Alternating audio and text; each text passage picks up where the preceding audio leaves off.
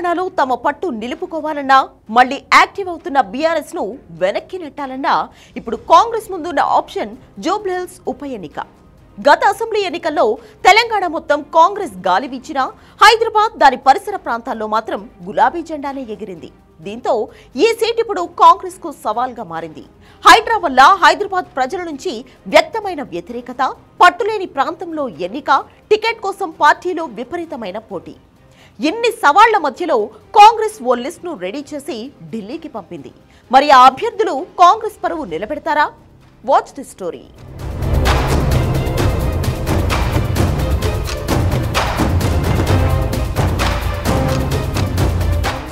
హైదరాబాద్ లో జూబ్లీహిల్స్ ఉప ఎన్నిక ఇప్పుడు కాంగ్రెస్ కు కత్తి మీద సాములా మారింది. సామాజిక, రాజకీయ, ఆర్థిక పరిస్థితులను బేరీజు వేసుకుని తెలంగాణ కాంగ్రెస్ కమిటీ కొందరు వ్యక్తుల పేర్లను ఏఐసీసీకి ప్రతిపాదించింది. ఈ లిస్టులో నవీన్ యాదవ్, మాజీ ఎంపీ అంజన్ కుమార్ యాదవ్, మాజీ mayor Bonthu Rammohan, corporator CN Reddy, Revanth కు అత్యంత సన్నిహితుడు రోహిన్ రెడ్డి ఉన్నారు. సీఎం సూచనల ఆధారంగా పీసీసీ ఈ ప్రతిపాదనలు ఏఐసీసీకి పంపింది. వీరిలో ఒకరిని కాంగ్రెస్ అధినాయకత్వం జూబ్లీహిల్స్ అభ్యర్థిగా ప్రకటించనుంది. బీసీలకు 42% రిజర్వేషన్లు పెంచిన నేపథ్యంలో జూబ్లీహిల్స్ టికెట్ ను కూడా బీసీ సామాజిక వర్గానికి ఇవ్వాలని కాంగ్రెస్ నేతలు కేంద్రానికి సూచించినట్లు సమాచారం. కాంగ్రెస్ పంపిన లిస్టులో బీసీల పేర్లే ఎక్కువ ఉండడానికి కారణం కూడా ఇదేనని తెలుస్తోంది. ఈ అభ్యర్థుల్లో నవీన్ యాదవ్ ఇప్పటికే ఓసారి ఎన్నికల్లో పోటీ చేశారు. నియోజకవర్గ ప్రజలతో మంచి పరిచయం ఉంది కాబట్టి ఆయనకు టికెట్ ఇస్తే లాభం ఉంటుందని పార్టీలో చర్చ జరుగుతోంది.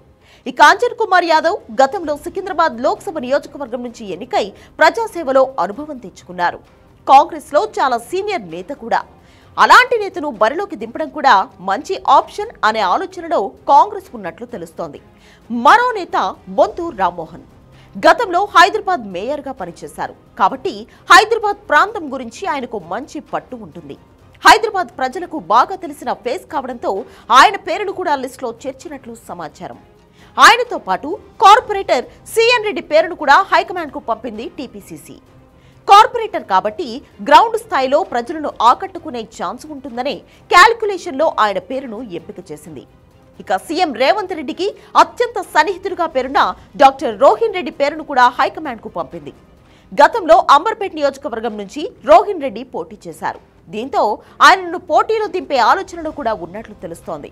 అయితే లిస్టులో ఎంతమంది పేర్లు ఉన్నా ఫైనల్ గా బీసీ నేతనే ఫైనల్ చేస్తారు అనే టాక్ ఇంటర్నల్ గా వినిపిస్తోంది.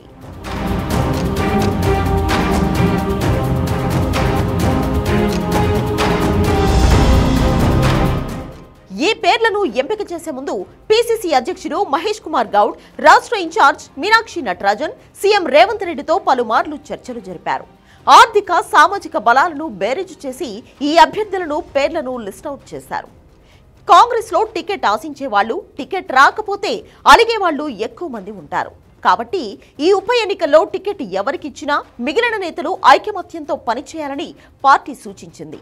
రాష్ట్రంలో స్థానిక సంస్థల ఎన్నికలకు సంబంధించి బీసీ రిజర్వేషన్లపై కొనసాగుతున్న న్యాయ వివాదం రాజకీయ వర్గాల్లో కొత్త ఉత్కంఠను సృష్టించింది.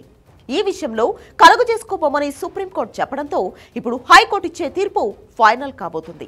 తమకు అనుకూలంగా తీర్పు వస్తుందనే ఆశలో కాంగ్రెస్ పార్టీ ఉంది. కానీ జూబ్లీహిల్స్ మొదటి నుంచి బీఆర్ఎస్ కు మంచి పట్టు ఉన్న ప్రాంతం. దీంతో పాటు హైడ్రా కారణంగా అర్బన్ ప్రాంతంలో కాంగ్రెస్ కు మంచి పేరు కంటే చెడ్డ పేరే ఎక్కువ వచ్చింది. ఈ రెండు అంశాలు ఇప్పుడు కాంగ్రెస్ ను కాస్త భయపెడుతున్నాయి. అందుకే అభ్యర్థి విషయంలో అన్ని జాగ్రత్తలు తీసుకుంటోంది. దానికి తోడు బీఆర్ఎస్ కూడా దివంగత ఎమ్మెల్యే గోపీనాథ్ భార్య సునీతకు టికెట్ ఇచ్చింది. ఇప్పటికే ఆమె తన బిడ్డలతో కలిసి ప్రచారం కూడా చేస్తున్నారు. జూబ్లీహిల్స్ లో మంచి పట్టు ఉండడమే కాకుండా భర్తను కోల్పోయారు అన్న సెంటిమెంట్ కూడా సునీతకు కలిసి వస్తుంది. దానికి తోడు కాంగ్రెస్ ను ఓడించి తీరాలని బీఆర్ఎస్ హైకమాండ్ భీష్మించు కూర్చుంది. కాబట్టి ఎలా చూసినా ఈ ప్రాంతంలో కాంగ్రెస్ కు గట్టి పోటీ తప్పదు. మరి జూబ్లీహిల్స్ ప్రజలు ఎవరికి పట్టం కడతారో చూడాలి.